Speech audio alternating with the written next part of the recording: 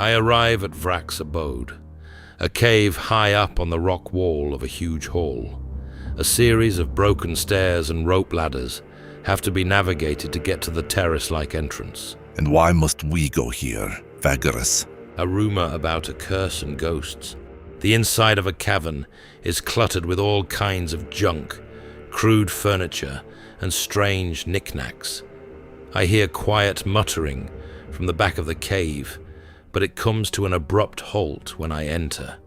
A pale blue light suddenly banishes the darkness as a crystal lamp is lit, and I can see a white-skinned wraith sitting next to it. He looks me up and down. Are you one of them? I don't understand the question. I am looking for a man named Vrak, who is said to be haunted. The wraith stands up and saunters over to me. He reaches out and pokes me carefully, then becomes visibly less tense. I am Vrak. It is not often that the living seek me out. What brings you here, stranger? Have you come to gloat at my misfortune? I assure you that we are not here for that. I would rather hear what this curse is all about. And who are all these people accompanying you? They are in my service. Some of them are versed in the arcane arts. It all started, Vrak narrows his pitch-black eyes as he tries to remember. By the gods below, it started 6 years ago. I ran a heist, nice little heist down in the Hinter Caves. We ran it, in fact. I had buddies to back me up. Not anymore, no, they found them. Now they are bones, nothing more. Bones, so we had a nice little tip about a good haul down in some warehouse and broke in. The loot was good. Best of all was a silver urn. Never seen nothing so beautiful. And so we took it. Vrak stares ahead with a blank expression for a few seconds. Are you sure he is of sound mind? It is probably the curse that affects him. Then they died, my buddies. One by one they took them. I did not believe them when they said it was the dead, and now nobody believes me. But they came for me. They did, after my buddies died, and only I lived. This was six years ago. I have not slept a good night's sleep since then. They are always there, they always find me. Why am I alive? I had a little more time than my buddies to figure out what was going on. I realized, it was the urn. I was lucky when they first found me. I was near a temple and ran inside. Then I went out to the city and buried the urn. But that did not stop them, only made them weaker somehow. Vrak finds a centipede in the trash pile and eats it absent-mindedly.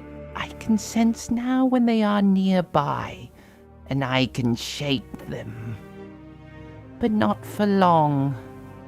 It is no way to live, stranger. No way to live.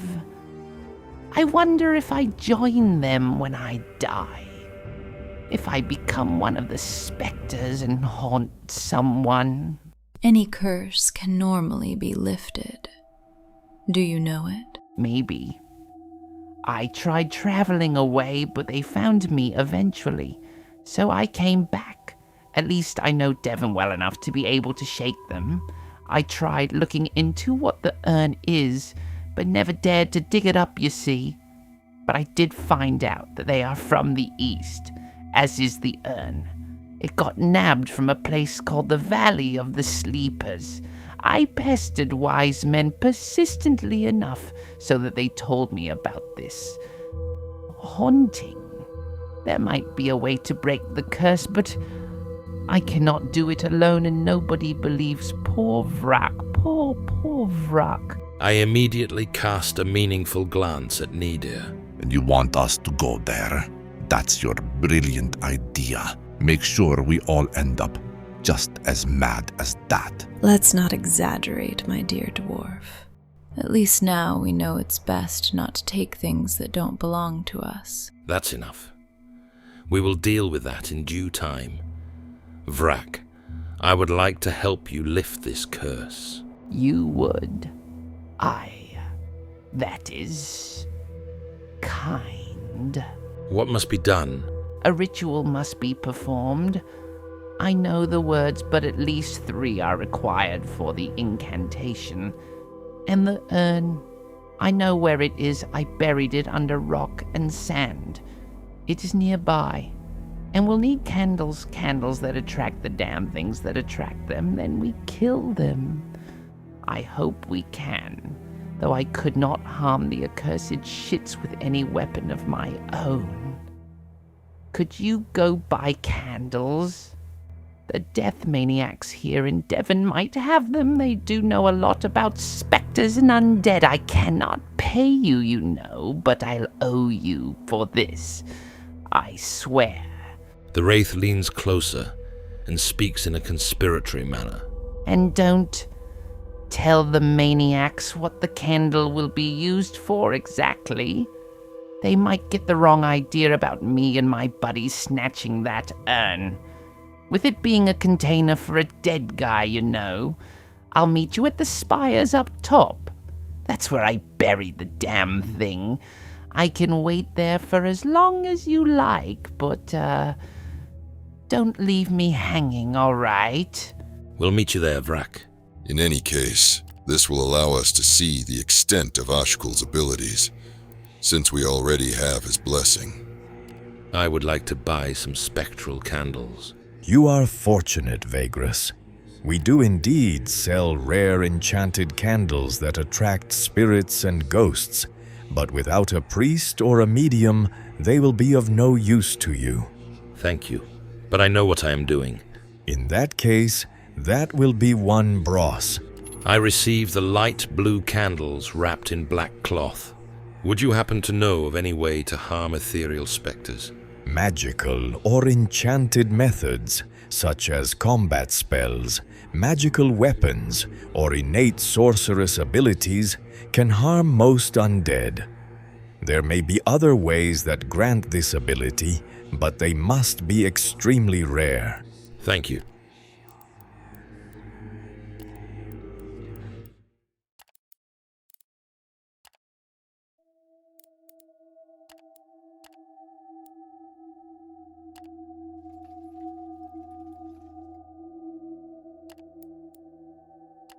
It takes me quite a while to find Vrak, simply because this place is so enormous. Eventually, I happen upon the haunted wraith in a spacious open field at the heart of the Spires, where the proximity of the black pillars creates a sort of chamber with only 3 exits. Vrak is sitting in the middle of a hermetic circle drawn onto the rocky ground with chalk. He has an exquisite silver urn the size of his chest right next to him. I leave the comitatus some ways away and enter the open space, with only my hardiest comes in tow. You're here. Vrak states matter-of-factly, although his expression betrays disbelief. I wonder if he believes that we are apparitions come to torment him, but this sensation passes in a moment. Then the wraith jumps up and approaches me. By the gods below, you're here. That's great. Just great. Shall we? Begin the ritual, I mean. The ritual that might free me, or kill us all. No other way, I'm afraid. The wraith is biting his nails, and his gaze darts between the exits, as if waiting for something bad to happen. We are ready. I hand over the small blue candles, and Vrak places them carefully around the silver urn, then proceeds to light them. They burn with a strange blue light that gives an odd hue to the sorcerer's circle even now in daylight. The ritual I learned from a man down south. A man who worked for House Vagrus. Odd creatures, the lot of them, but at least they taught me this necromantic spell in exchange for coins. A lot of coins, mind you. Damn their hearts. My wraith acquaintance keeps muttering as he makes the finishing touches. He draws a few symbols to a couple of key places and places himself in the center, right next to the urn. He instructs me to stand in a certain spot inside the circle and my companion on another. All the two of us need to do is utter the word Imprecore after Vrak does. They will come soon after I start the ritual. Don't run away, please. Vrak closes his eyes and begins an incantation in an arcane tongue. His strange words fill the air, echoing off the silent, matte-black Cyclopean spires around me. I stand just inside the circle, my gaze shifting from one side to the other, half expecting to finally glimpse the ethereal horrors that have haunted Vrak for so long. The wraith utters the word I need to echo several times, and I do my part. And then, just as the wraith's spell reaches its zenith, and the tiny blue flames of the magic candles flare up, they come. At first, it is merely a whisper and a slight vibration in the air. Then, the noise becomes an eerie, high-pitched moan, and I feel cold. Very cold. There! The wraith points upwards, now having completed the ritual. I look up and see 4 ragged, transparent creatures that are circling in the air above me, coming lower and lower, moaning, shrieking, flitting downwards like ash in the wind. They look like death itself. In a few moments, they are low enough for me to reach them. Now! Vrak howls, draws a long dagger, and rushes at the closest spectre. Now you shall be vanquished, you creepy fucks! As soon as the signal was given, my men rushed to my aid, stepping in to protect me. Despite their ethereal bodies, they are fast and turn on Gorgoro, wounding him multiple times. Fear gripped me when I saw Garrick miss his target. Then Gorgoro reassured me as his axe tore cries of pain from the spectres. Fortunately, Ashkul's blessing is upon us, as they manage to evade Finderath's magic. One of the spectres burst into a spray of ethereal filaments, and Harvek was suddenly struck by ghostly blows. A second one crumbled into dust as Gorgoro's axe cleaved through the air. The one who seemed to be their leader managed to evade many of my companions' attacks before finally imploding under Finderath's magic. The last spectre seemed to fade away as all my companions missed it, until Gorgoro finally finished it off.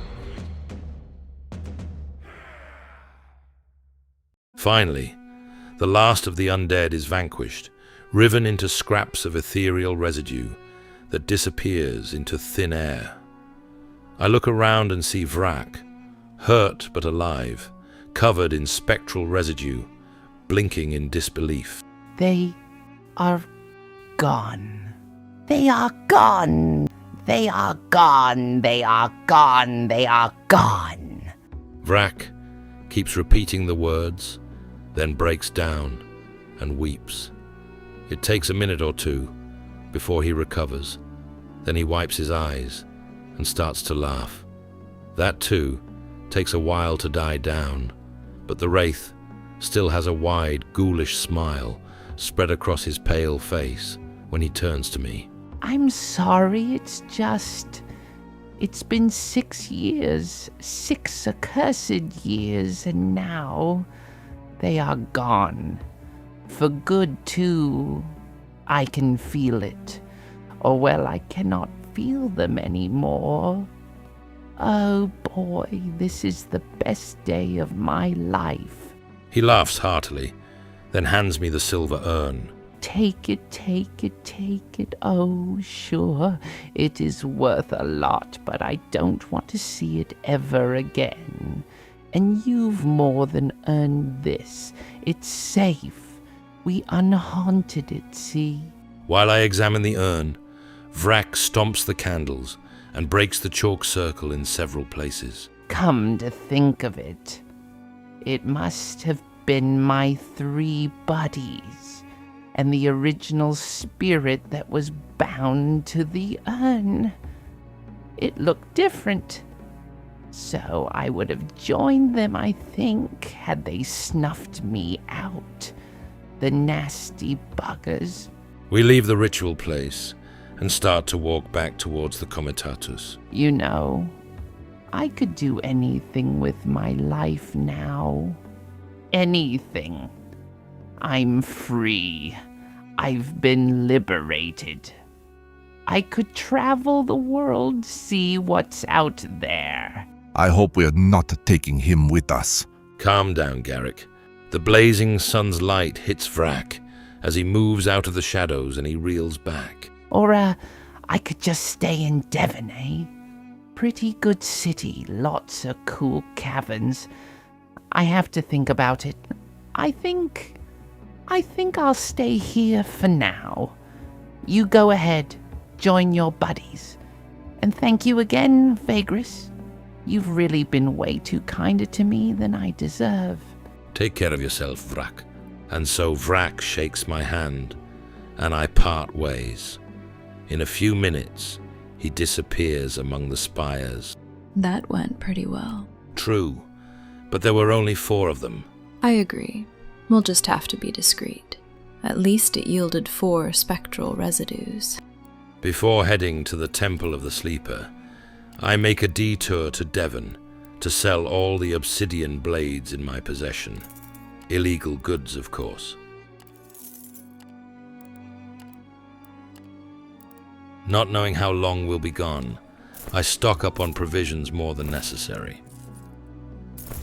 Wanting to remain discreet and avoid causing panic, I decide to free several slaves and thus secure their obedience.